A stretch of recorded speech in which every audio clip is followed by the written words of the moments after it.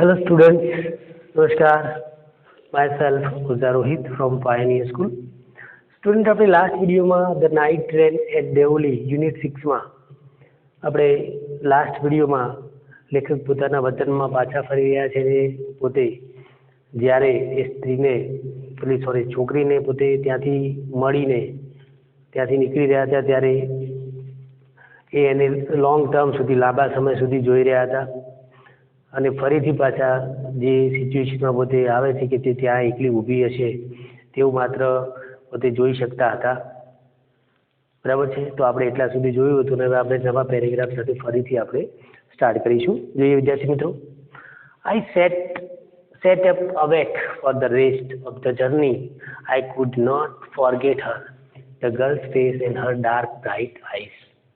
But when I reach Dehra, the incident got blurred and distant, for there were other things on my mind. It was only when I was making the return journey 2 months later that I remembered the girl. I was looking out for her as the train drew into the station and felt an unexpected thrill.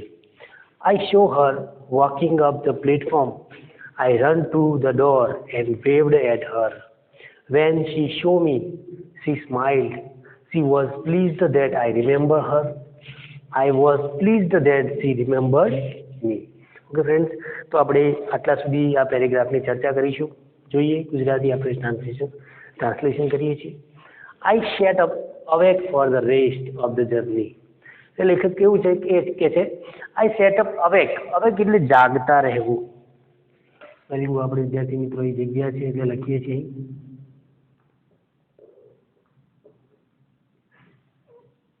Awake એટલે જાગવું. Four the rest એટલે કે આરામ કર્યા વગર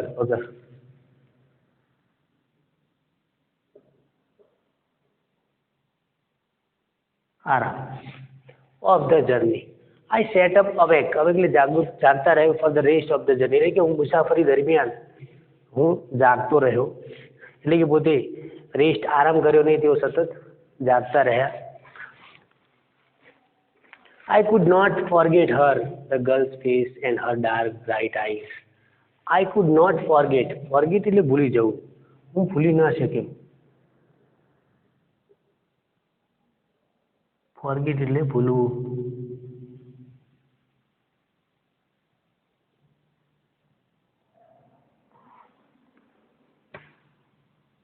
ભૂલી જવું. હું ભૂલી ના શક્યો.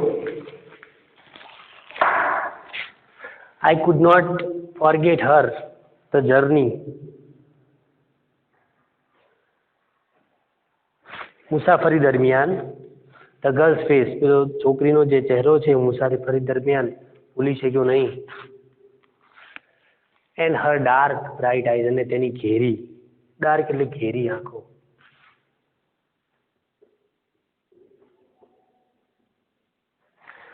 And the girl's face, તે છોકરીનો ચહેરો, and her dark bright eyes, અને તેની ઘેરી ચમકતી આંખો હું ભૂલી શક્યો ન હતો. But when I reached Dehra, પરંતુ when I reached દેહરા, જ્યારે હું દેહરા પહોંચ્યો. reached એટલે પહોંચ્યો.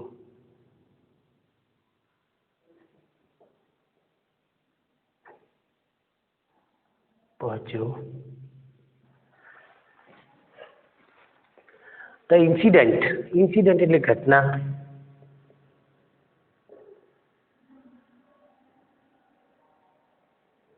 બનાવ. ઇન્સિડન્ટ એટલે ઘટના, બનાવ. The incident got blurred. Blurred એટલે ઓછું થઈ જવું.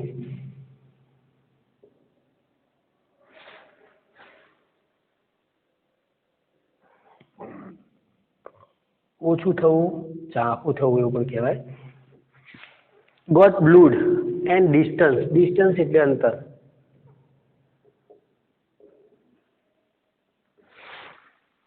ડિસ્ટન્સ એટલે અંતર, ફાર એવું પણ કહેવાય.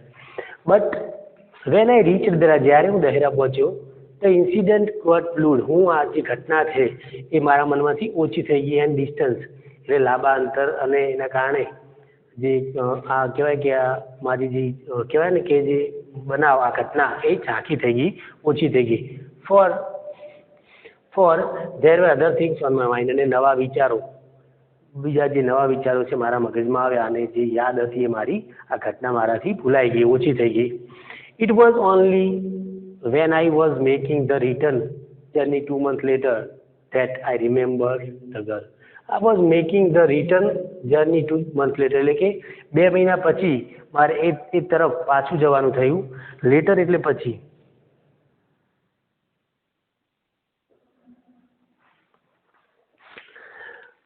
When it was only when I was making the return journey 2 months later, એટલે 2 મહિના પછી ફરીથી મારે એ જ રસ્તા ઉપર જ્યારે ફરીથી મુસાફરી કરવાનું થયું, that I remember the girl, કે ત્યારે તે છોકરી મને I remember એટલે યાદ આવવું. Remember એટલે યાદ આવવું, યાદ કરવું કે યાદ આવવું. The girl, ત્યારે એ છોકરી મને ફરીથી પાછી યાદ આવી. It was only, તે માત્ર when I was making the return journey 2 months later, એટલે 2 મહિના પછી ફરીથી મારે એ રસ્તા ઉપર એ જગ્યાએ જવાનું થયું, ત્યારે ફરીથી પાછી મને છોકરી યાદ આવી. that I remembered the girl, ત્યારે એ છોકરી, તે સમયે મને તે છોકરી યાદ આવી. I was looking out for her as the train drew into the station and I felt unexpected thrill. I was looking out એટલે બહાર જવું. I was looking out for her, મેં તેને બહારની તરફ, looking out for her as the train drew into the station, એટલે કે ચાલતી ટ્રેન મેં એને બહારની તરફ જોવાની કોશિશ કરી, પ્રયત્ન કર્યો. as the train, ટ્રેનમાંથી, drew into the station, station પર. શું કહે છે? I was looking out for her, looking out એટલે બહારની તરફ જોવું, her તેણીને, as the train, ટ્રેનમાંથી, drew into the station, station પર, and felt અને felt એને અનુભવ થયો, unexpected એટલે કે અણધાર્યો, unexpected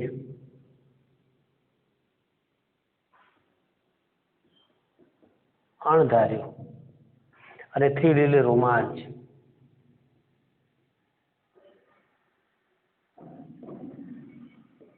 શું કે છે કે ફરીથી જ્યારે હું રેલવે સ્ટેશન પર પહોંચ્યો, and I felt અને મને અનુભવ થયો, unexpected thrill એટલે કે અણધાર્યો રોમાંચની અનુભૂતિ થઈ. I saw her walking up the platform, મેં તેણીને પ્લેટફોર્મ પર ચાલતી જોઈ. I saw her walking up the platform, મેં તેને સ્ટેશન પર ચાલતી જોઈ. I ran to the door, હું દરવાજા પાસે આવ્યો. I run અહીં આપ્યું છે ran, એટલે ભૂતકાળનું રૂપ છે. I ran to the door, હું દોડી દરવાજા પાસે આવ્યો. and waved at her, અને waved એટલે હલાવવું. waved એટલે કે હાથ હલાવવો એવા અર્થમાં છે. અભિવાદન કર્યું, અભિવાદન કરવું આપણે કોઈને બોલાવીએ ને એ રીતે. તો કહીએ છીએ કે I run to the door, હું દોડ્યો દરવાજા સુધી. and waved at her, અને મેં હાથ તેના તરફ, હાથનું કહેવાય કે હાથ વડે એને ઈશારો દર્શાવ્યો, હાથનો નિર્દેશ કર્યો. when she saw me, જ્યારે તેણીએ મને જોયો. when she saw me, she smiled, જ્યારે તેણીએ મને જોયો ત્યારે તે હસી. she was pleased that I remember, જ્યારે તેણી મને જોયો. when she saw me, she smiled, ત્યારે તે હસી. જ્યારે તેણીએ મને જોયો ત્યારે તેણીની હસી. she was pleased that I remembered her. she was pleased, તેણીની આનંદ થયો, તેણીને આનંદ થયો. pleased એટલે આનંદ થવો.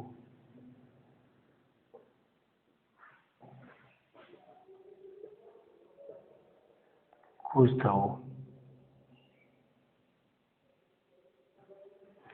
શું કે છે? she was pleased that, તેણીની ખુશ થઈ કે હું remember her, હું તેણીને યાદ હતું. she was pleased, તેણીને ખુશી થઈ કે હું તેણીને યાદ હતો. બહુ સરસ વાત છે. remember એટલે યાદ હોવું. she was pleased, તેણીની ખુશ હતી કે હું તેણીને યાદ હતો. I was pleased, હું ખુશ હતો કે સી રિમેમ્બર્ડ મી, કે તેણીને મને યાદ કર્યું. બહુ સરસ વાક્ય છે. She was pleased that I remember. તેણીની ખુશ હતી કે હું તેણીને યાદ હતો. આઈ વોઝ પ્લીઝડ, હું ખુશ હતો કે સી રિમેમ્બર્ડ મી, કે તેણીને હું યાદ હતો. ઓકે, એવું કહેવા માંગે છે. તેણીને મને યાદ હતી અને આમાં છેલ્લું એવું કહે છે કે તેણીને હું યાદ હતો. ધેટ સી રિમેમ્બર્ડ મી, તેણી મને યાદ કરતી હતી. તો બહુ સરસ આ વાત કરી છે કે લેખક પોતે પોતાના વતનમાં પાછા ફરી રહ્યા છે અને પોતે ટ્રેનની મુસાફરી દરમિયાન તે સ્ત્રીને યાદ કરી રહેતા અને કહે છે કે આઈ સેટઅપ, ફરીથી આપણે એક વખત એનું જોઈ લઈએ. I sat up awake for the rest of the journey. હું મુસાફરી દરમિયાન જાગતો પડ્યો હતો. I could not forget her, the girl's face and her dark bright eyes. I could not forget, હું ભૂલી ન શક્યો. હર એટલે તેણીને, ધ ગર્લ્સ ફેસ, તે છોકરીનો ચહેરો, and her dark bright eyes, અને તેની ચમકતી ઘેરી આંખોને ભૂલી શક્યો ન હતો. But when I reach Dehra, પરંતુ જ્યારે હું દહેરા પહોંચ્યો, the train got the incident ઘટના બનાવ, ગોટ ભૂલી જવું, ઇન્સિડન્ટ ગોટ બ્લૂડ એટલે ઝાંખું થઈ જવું, કહેવાય ને કે કોઈની યાદ ઓછી થઈ જવી. એન્ડ ડિસ્ટન્સ, લાંબા અંતરને કારણે હું એનો જે યાદ છે આ ઘટના મારાથી ઓછી થઈ ગઈ, ભૂલાઈ ગઈ. Four there were other things on my mind, અને નવા વિચારો, અધર થિંગ્સ એટલે નવી બાબતો મારા મગજમાં આવી હતી. ઇટ વોઝ ઓનલી, તે માત્ર, when I was making the return journey 2 months later, મેં જ્યારે ત્યાં પાછા જવાની 2 મહિના પછી ત્યાં પાછા જવાની મેં પ્લાન બનાવ્યું, તૈયારી કરી. That I remembered the girl, અને ત્યારે તે છોકરી મને યાદ આવી. I was looking out for her as the train due in to the station. I was looking out, હું બહારની તરફ જોઈ રહ્યો હતો. ફોર હર, તેને માટે. એઝ ધ ટ્રેન, એટલે કે તે છોકરી માટે હું ટ્રેનમાંથી બહારની તરફ જોઈ રહ્યો હતો. Due in to the station, અને સ્ટેશન પર. ડ્યુ તેને જોવા માટે.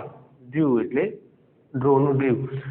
The train due in to the station, એટલે સ્ટેશન જેવી ત્યાં રેલવે સ્ટેશન ઉપર જેવી ટ્રેન પહોંચી ત્યારે હું એને જોવા માટે રેલવે સ્ટેશન ઉપર એના તરફ જોઈ રહ્યો હતો. એન્ડ ફેલ્ટ અનએક્સપેક્ટેડ થિંગ, અને ફેલ્ટ હું અનુભવ કરી રહ્યો હતો, અણધાર્યા રોમાંચનો હું અનુભવ કરી રહ્યો હતો. I saw her walking up the platform, મેં જોયું કે તેણીની પ્લેટફોર્મ પર ચાલી રહી હતી, મતલબ પ્લેટફોર્મ પર હતી. આઈ રેન ટુ ધ ડોર, હું દરવાજા તરફ દોડ્યો. એન્ડ વેવડ એટ હર, અને મેં તેના તરફ હાથને હલાવ્યો, હાથથી અભિવાદન કર્યું. When she saw me, she smile, જ્યારે તેણીએ મને જોયો ત્યારે તે હસી. She was pleased that I remember her, તેણીની ખુશ હતી. ધેટ આઈ રિમેમ્બર હર, કે હું તેણીને યાદ હતો. તેણીની ખુશ હતી કે હું તેણીને યાદ હતો. આઈ વોઝ પ્લીઝડ, હું ખુશ હતો કે તેણી મને યાદ હતી. તેણીની મને યાદ હતી. ઓકે ફ્રેન્ડ્સ, તો બહુ સરસ પાઠ છે આ, અને આપણે એની આ જે મેઇન મહત્ત્વની જે પેરેગ્રાફ છે એનો આપણે અભ્યાસ કરી રહ્યા છીએ. તો વિદ્યાર્થી મિત્રો, ખાસ આના સ્પેલિંગો તમારે તૈયાર કરવાના છે. અને બીજું કે આપણે જેટલા યુનિટ ચલાવ્યા છે એના તમારે સ્પેલિંગો તમારી નોટબુકમાં લખવાના છે, બરાબર છે, જેથી તમારી જે ગ્રોસરી પાવર છે એ પાવરફુલ થશે. અને તમે સ્પેલિંગો પણ પર ડે જેટલા યુનિટ આપણા ચાલે છે તૈયાર કરતા રહેજો, નકર 10મા ધોરણમાં તમને ગ્રોસરી પાવર તમારો એકદમ લો થઈ જશે. અને બીજું કે ખાસ આપણે જેટલા ટેસ્ટ લઈએ છીએ એમાં ગ્રામેટિકલ ટોપિક ઉપર અને જે આપણા લેસન છે એના ઉપર ફોકસ કરીને ધ્યાનથી ટેસ્ટ લખવાનું રાખજો, નકર પછી તમે સ્ટાન્ડર્ડ તમારું લેવલ અત્યારે હાલ સ્ટાન્ડર્ડ 10thનું જ છે, કેમ કે પરીક્ષા લેવાય કે ન લેવાય પણ આપણે હવે 10મા ધોરણમાં છીએ એ વાત ફાઇનલ છે. તો ખાસ વિદ્યાર્થી મિત્રો તમે ફોકસથી અભ્યાસ કરજો, અને ઇંગ્લિશમાં કંઈ પણ તકલીફ પડે તો મને તમે ગમે ત્યારે મેસેજ કરી શકો છો. ઓકે, અને તમારે માહિતી વધારે જોઈતી હોય તો તમે સ્કૂલમાં આવીને પણ મળી શકો છો. તો વિદ્યાર્થી મિત્રો ખાસ આ પાઠને ધ્યાનપૂર્વક એનો અભ્યાસ કરવાનો છે, અને તમારા નેક્સ્ટ ટેસ્ટમાં આ પાઠના પ્રશ્નો પૂછાશે એટલે તૈયારી પણ કરતા રહેજો. Okay, thank you student. નવા વિડીયો સાથે ફરીથી પાછા મળીશું. Thank you.